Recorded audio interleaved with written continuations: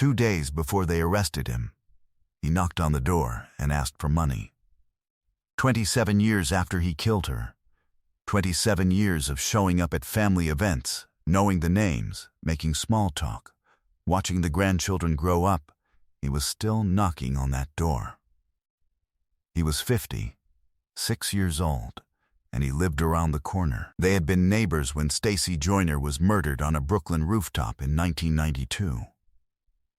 They were still neighbors when the Brooklyn Dawes Cold Case Unit opened a file cabinet in 2018 and found something that should have ended this decades earlier: oral swabs taken during Stacy's autopsy. Never tested. Nobody had ever sent them to a lab. When they finally did, 26 years later, the semen on those swabs matched a man who had been living in this community the whole time. A man who had been looking the family in the face. A man who, 2 days before his arrest, was asking one of Stacy Joyner's relatives for cash. "This case is crazy," Stacy's nephew would later say. "It's like in the movies. The killer has been living right here the whole time. He's walking around among us, smiling at us." Welcome back. Today we're going to Brownsville, Brooklyn, a tight-knit working-class neighborhood where a young woman named Stacy Joyner was murdered on a rooftop in April of 1992. This story has 2 layers. The first is what happened that morning. The second is everything that didn't happen afterward. The tests that weren't run, the evidence that wasn't followed, the man who was seen at the scene and never seriously questioned. And then there's the third layer, 27 years of him being there, right there, in the same community, smiling, asking for favors, attending the same social gatherings.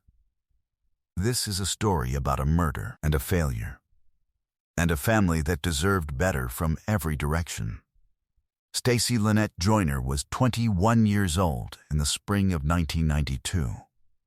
She lived in the Brownsville neighborhood of Brooklyn, a dense historic community in eastern Brooklyn that has always had more community than resources, and more resilience than either.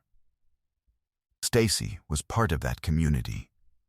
She had family nearby. She had a life being built. She was 21. On the morning of April 11, 1992, building security guards at 230 Lott Avenue heard a gunshot. They rushed to the roof.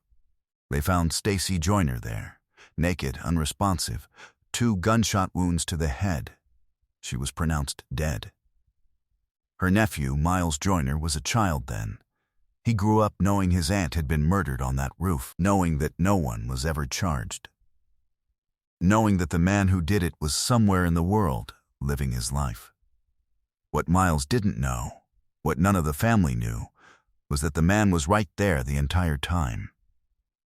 The initial investigation began the morning of April 11, 1992. Security guards had heard the shot. They had found the body. Police arrived and began processing the scene. There was a man people had seen on that roof that morning. His name was Calvin Grant. He lived in the building next door. People who knew him reported seeing him with a gun.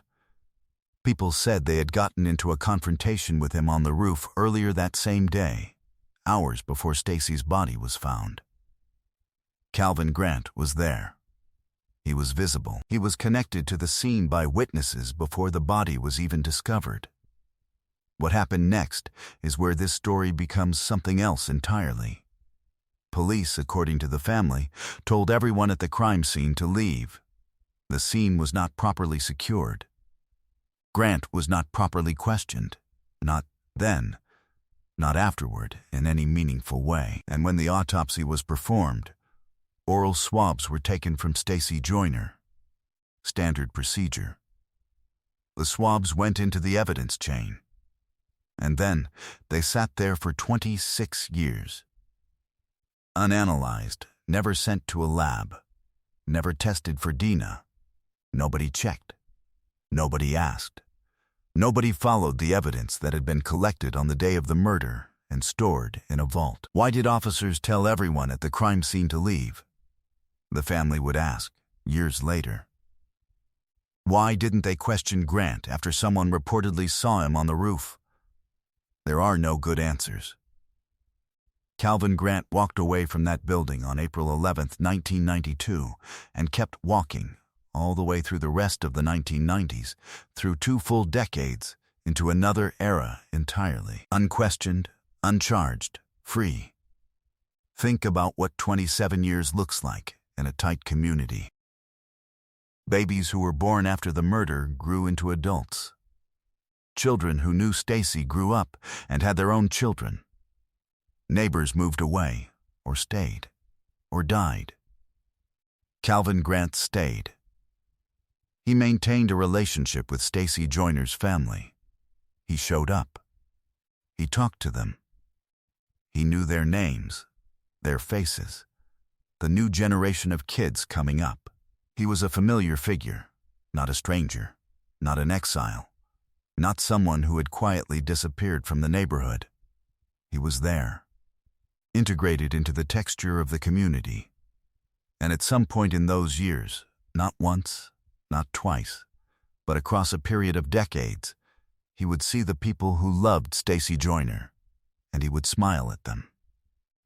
He was convicted of robbery in 2000. His DINA went into the system for that. He served time, came back, kept living his life. He was 60-something by the time the end came. 2 days before his arrest, he knocked on a door connected to the Joyner family. He asked for money. Not a lot, just some cash.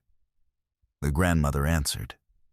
She gave him what she could. She didn't know she was giving money to the man who had shot her daughter-in-law in the head 27 years earlier on a rooftop 1 block away. In the spring of 2018, the Brooklyn District Attorney's Cold Case Unit was doing what cold case units do, going back through old files. Looking at evidence that had been collected and cataloged and stored, but never fully used. They pulled the Stacy Joyner file, and they found something that should have ended the investigation in 1992. The oral swabs from the autopsy, the swabs that had been collected on April 11, 1992, the day Stacy was found, had never been tested for DINA.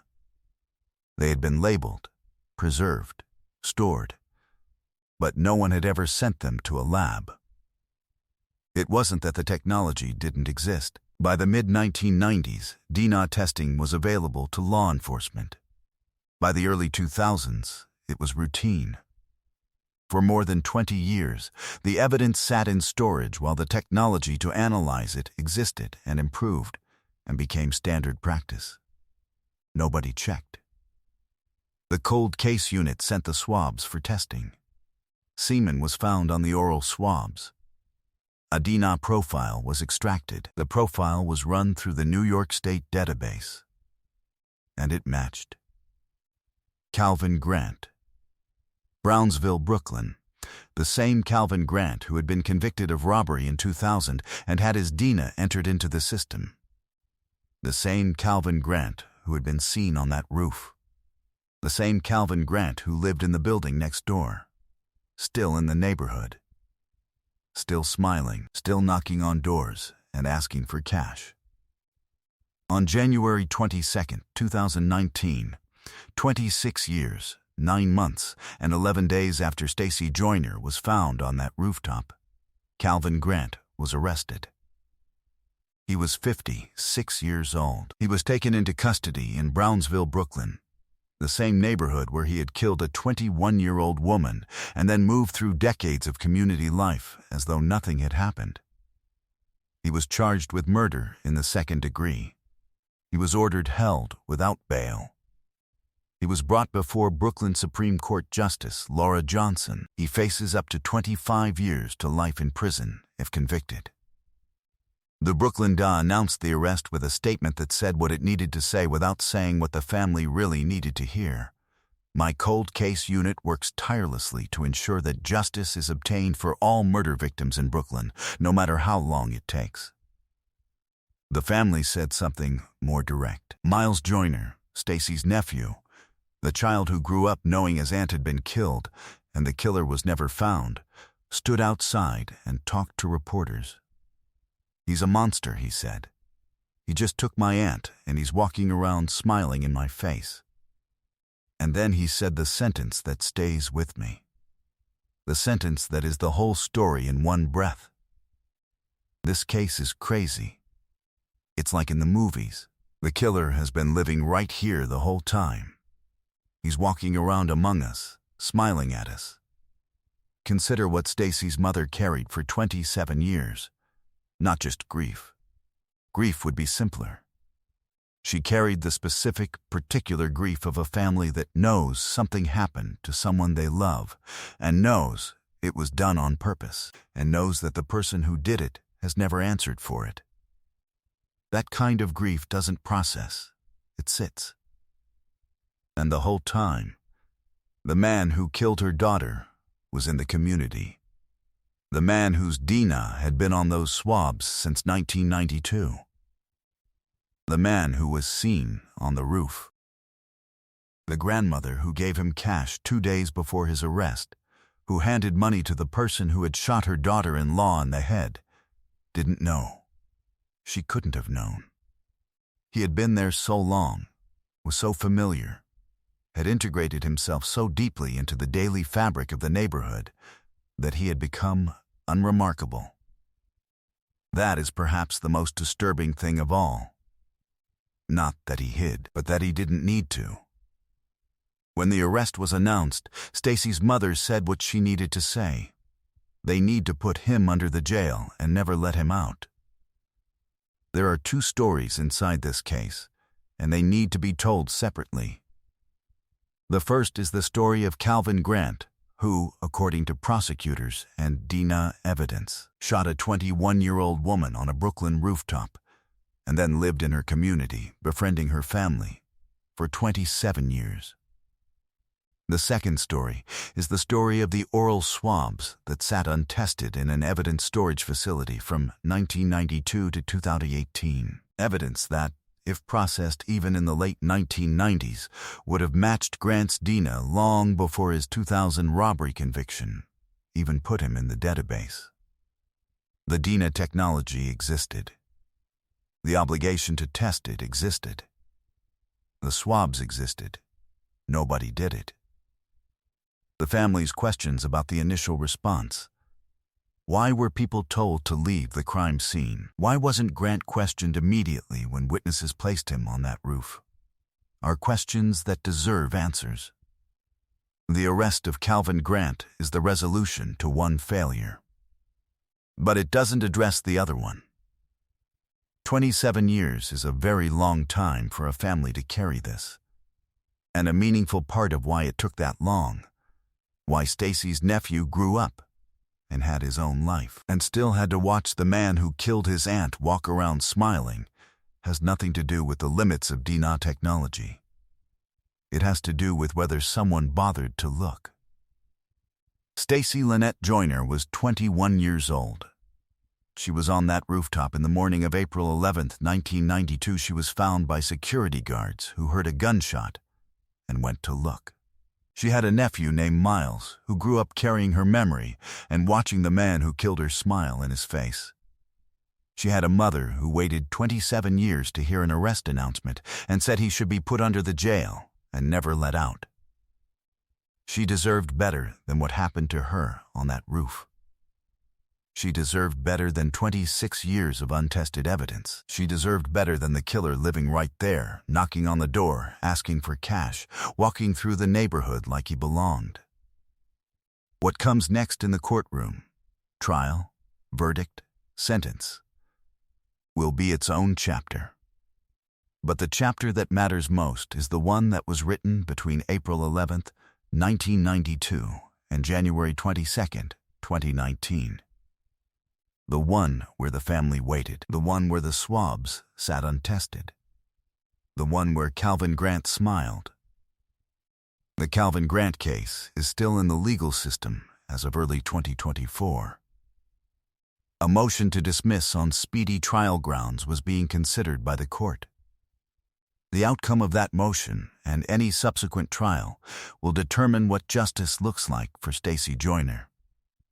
For the family, the arrest was already something, but for Miles Joyner, who watched his aunt's killer walk through the neighborhood for 27 years, justice is still a word being defined. Subscribe if you're new here. New episodes every. Leave a comment. And the name deserves to be remembered. Stacy Lynette Joyner. Brownsville, Brooklyn, April 11, 1992.